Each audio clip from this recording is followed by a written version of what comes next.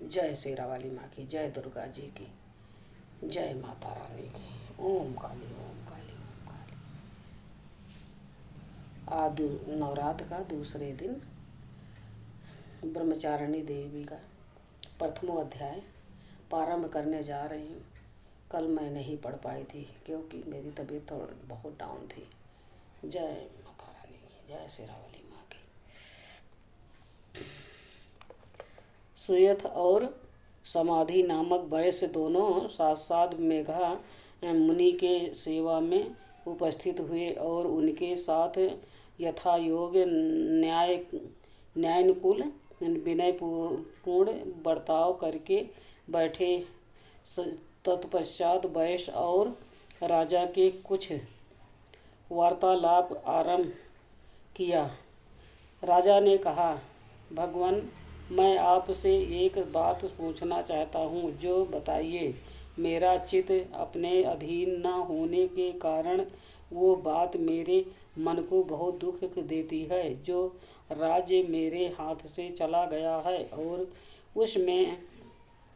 उसके संपूर्ण अंगों में मेरी ममता बनी हुई है।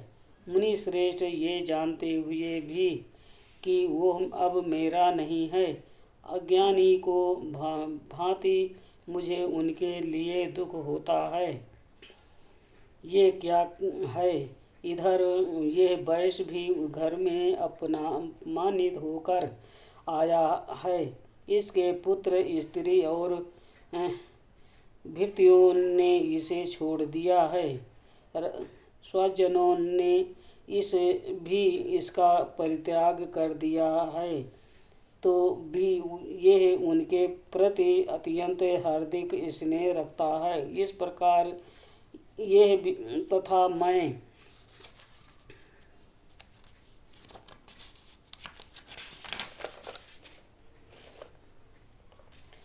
दोनों ही बहुत दुखी हैं।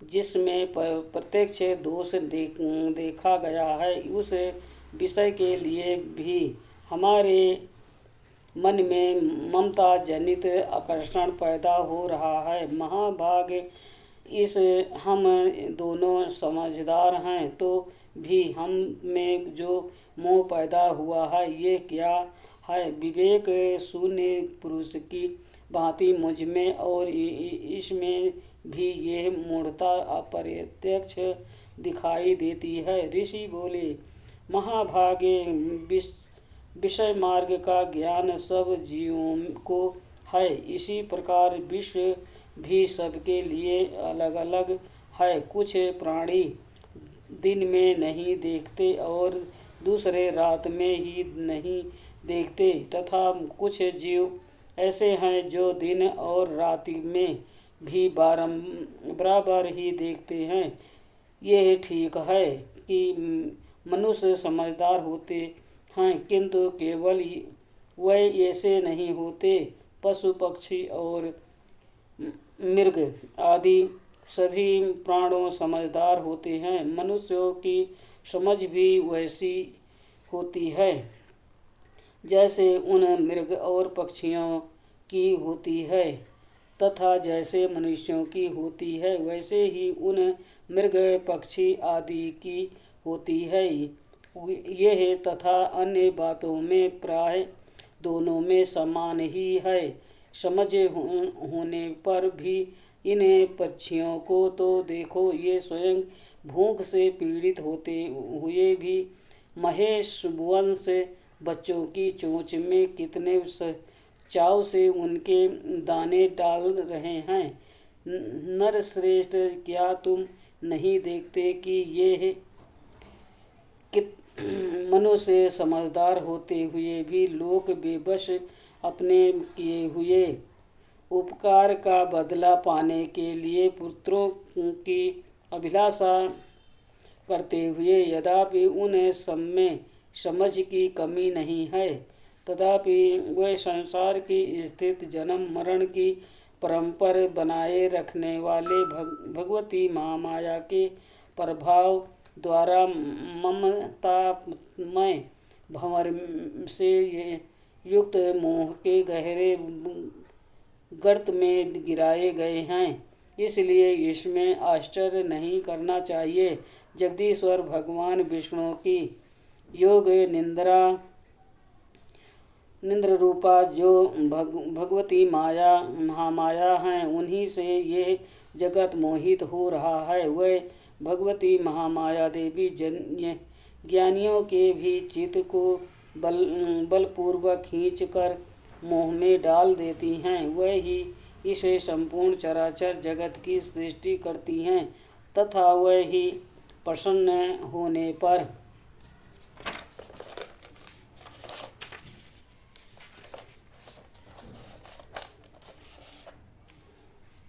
मनुष्यों को मुक्त के लिए वरदान देती हैं। वह ही पराविद्या से संसार बंधन और मोक्ष की हेतुभूता सनातनी देवी तथा संपूर्ण ईश्वरों की भी अधीनेश्वरी हैं। राजा ने पूछा, भगवान जिन्हें आप महामाया कहते हैं, वह देवी कौन हैं? महान उनका आविर्भाव कैसे हुआ तथा उनके चरित्र कौन कौन हैं? ब्रह्मा देवताओं में श्रेष्ठ महर्षि उन देवी का जैसा प्रभाव हो, जैसा स्वरूप हो और जिस प्रकार प्रभाव हुआ हो, वो सब मैं आपके मुख से सुनना चाहता हूँ। ऋषि बोले, राजन, वास्तव में तो वह देवी नित्य रूपा ही हैं। संपूर्ण जगत उन्हीं का रूप है तथा उन्होंने समस्त विश्व को व्याप्त कर रखा है। तथापि उनका प्रकट अनेक प्रकार से होता है। वो मुझसे सुनो, यद्यपि वह नित्य और अज्ञानता आजन्मा हैं तथापि जब देवताओं का कार्य सिद्ध करने के लिए प्रकट होती हैं, उस समय लोक में उत्पन्न हुई कहलाती हैं। कल्प के अंत में जब संपूर्ण जगत एकाग्र में निम्न हो जा रहा था और सबके प्रभु भगवान विष्णु शेषनाग की शैया बिछाकर योग निद्रा का आश्रय ले सो रहे थे, उस समय उनके कानों के मैल से जो दो भयंकर असुर उत्पन्न हुए, जो मधु और कैटभ के नाम से विख्यात थे, वह दोनों ब्रह्मा जी का वध करने को तैयार हो गए। भगवान विष्णु के नाभि कमल में विराजमान प्रजापति ब्रह्मा जी ने जब उन दोनों भयानक असुरों को अपने पास आया और भगवान को सोया हुआ देखा, तब एकाग्रचित होकर उन्होंने भगवान विष्णु को जगाने के लिए उनके नेत्रों में निवास करने वाली योग निद्रा का स्तवन आरंभ किया, जो इस विश्व की अधीश्वरी जगत को धारण करने वाली, संसार का पालन और संहार करने वाली तथा तेज स्वरूप भगवान विष्णु की अनुपम शक्ति हैं। उन्हीं भगवती निद्रा देवी की भगवान ब्रह्मा स्तुति करने लगे।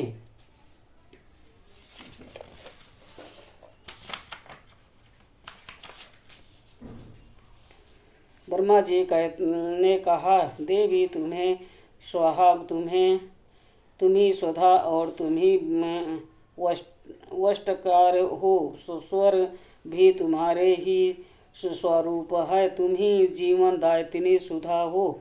नित्य अक्षर प्रणव में आकार, उकार, मकार, इन तीन मात्राओं के रूप में तुम्ही स्थित हो तथा इन तीन मात्राओं के अतिरिक्त जो बिंदु रूपा नित्य अर्ध मात्रा है, जिसका विशेष रूप से उच्चारण नहीं किया जा सकता, वो भी तुम्ही हो। देवी, तुम्ही संध्या, सावित्री तथा अपरम जननी हो। देवी तुम ही इस विश्व ब्रह्मांड को धारण करती हो।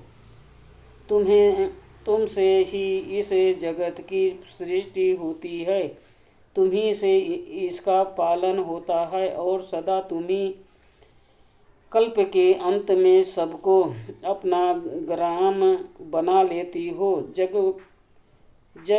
जगन्मयी देवी, इस जगत की उत्पत्ति के समय तुम सृष्टि रूपा हो, पालन काल में स्थित रूपा हो और तथा पांत के रूप समय संहार रूप धारण करने वाली हो। तुम्ही महाविद्या, महामाया, महामेधा, महास्तुति, महामोह रूपा महादेवी और महासुरी हो। तुम्ही तीनों गुणों को उत्पन्न करने वाली सबकी प्राकृतिक हो। भयंकर कालरात्रि, महारात्रि और मोहरात्रि भी तुम्ही हो। तुम्ही श्री, तुम्ही ईश्वरी, तुम्ही और तुम्ही बोध स्वरूपा बुद्धि हो। लज्जा, सृष्टि, तृप्ति, शांति और क्षमा भी तुम्ही हो। तुम खड्ग धारणी, शूल धारणी, घोर रूपा तथा गदा, चक्र, शंख और धनुष सारग करने वाली धारण करने वाली हो। बाण, भिरे, सुंडी और परिध ये भी तुम्हारे अस्त्र हैं। तुम सौम्य और सौमितर हो। इतना ही नहीं, जितने भी सौम्य एवं सुंदर पदार्थ हैं उन सब की अपेक्षा तुम अत्यंत सर्वस्वरूपे देवी, कहीं भी सत्य असत्य रूप जो कुछ वस्तुएं हैं और उन सब की जो शक्ति है वो तुम्हें हो। ऐसी अवस्था में तुम्हारी स्तुति क्या हो सकती है? जो इस जगत की सृष्टि, पालन और संहार करते हैं, उन भगवान को भी जब तुमने निंद्रा के अधीन कर दिया है, तब तुम्हारी स्तुति करने में यहाँ कौन समर्थ हो सकता है? मुझको, भगवान शंकर को तथा भगवान विष्णु को भी तुमने ही शरीर धारण कराया है, अतः तुम्हारी स्तुति करने को शक्ति किसमें है? देवी, तुम तो अपने इस उदार प्रभावों से ही प्रसन्नचित्त हो। ये जो दोनों दुर्स असुर मधु और कैटभ हैं, इनको मोह में डाल दो और जगदीश्वर भगवान विष्णु को शीघ्र ही जगा दो। साथ ही इनके भीतर इन दोनों महान असुरों को मार डालने की बुद्धि उत्पन्न कर दो।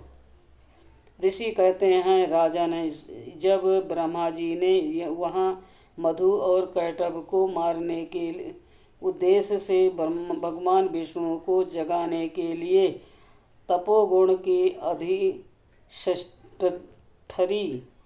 अधिष्ठिरी देवी योग निंद्रा की इस प्रकार स्तुति को की, तब वह भगवान के नेत्र, मुख, नासिका, बाहु, हृदय और वंश स्थल से निकलकर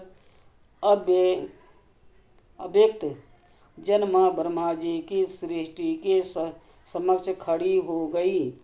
योग निंद्रा से मुक्त होने पर जगत के स्वामी भगवान जनार्दन उस एकारणों के जल में शेषनाग की सैया से जाग उठे। फिर उन्होंने उन दोनों असुरों को देखा। वह दुरात्मा मधु और कैटभ अत्यंत बलवान तथा पराक्रमी थे और क्रोध से लाल आंखें किए ब्रह्मा जी को खा जाने के लिए उद्योग कर रहे थे। तब भगवान श्रीहरि ने उठकर उन दोनों के साथ 5000 वर्षों तक केवल बाहु युद्ध किया। वह दोनों भी अत्यंत बल के कारण उन्मत्त हो रहे थे। इधर महामाया ने भी उन्हें मोह में डाल रखा था। इसलिए वह भगवान विष्णु से कहने लगे, हम तुम्हारी वीरता से संतुष्ट हैं। तुम हम लोगों से कोई वर मांगो। श्री भगवान बोले, यदि तुम दोनों मुझ पर प्रसन्न हो तो अब मेरे हाथों से मारे जाओ। बस इतना सा ही मैंने वर मांगा है, यहाँ दूसरे किसी वर से क्या लेना है। ऋषि कहते हैं, इस प्रकार धोखे में आ जाने पर जब उन्होंने संपूर्ण जगत में जल ही जल देखा, तब कमल नयन भगवान से कहा, जहाँ पृथ्वी जल में डूबी हुई न हो, जहाँ सूखा स्थान हो, वहीं हमारा वध करो। ऋषि कहते हैं, तब तथास्तु कहकर शंख चक्र और गदा धारण करने वाले भगवान ने उन दोनों के मस्तक अपनी जांघ पर रखकर चक्र से काट डाले। इस प्रकार वह देवी माया ब्रह्मा जी की स्तुति करने लगी, स्वयं प्रकट हुई थी। अब पुनः तुमसे उनके प्रभाव का वर्णन करता हूँ, सुनो। इस प्रकार श्री मार्कंडेय पुराण में सार्वणिक मनंतरी की कथा के अंतर्गत देवी महात्म्य मधुकैटभ वध नामक पहला अध्याय संपूर्ण हुआ।